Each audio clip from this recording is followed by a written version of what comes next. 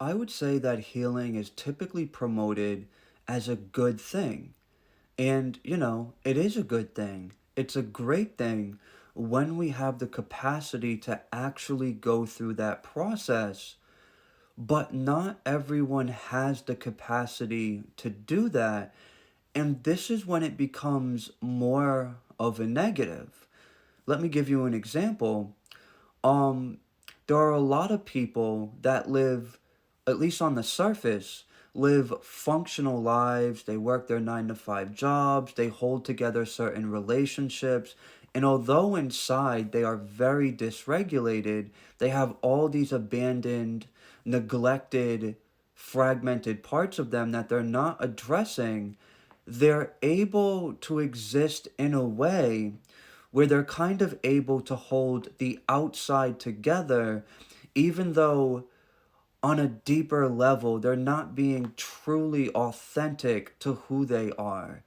But that's not necessarily completely apparent to the average person on the outside looking in. Things in the physical life can seem like they're together and in many ways can kind of be held together for this kind of person, even though internally they have a lot of suppressed emotions and suppressed parts of the self that they're not willing to address.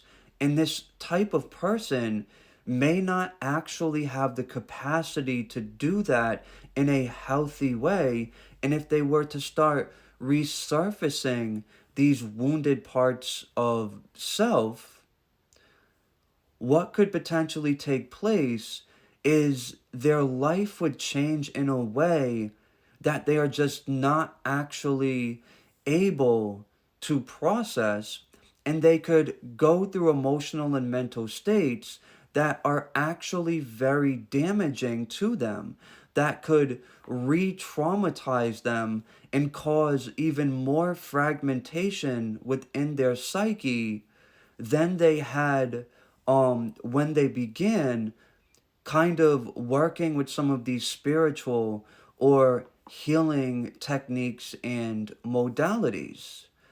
Healing is generally a good thing, and I think everyone should be curious about it, but also knowing their capacity and to the best of your ability being honest with yourself.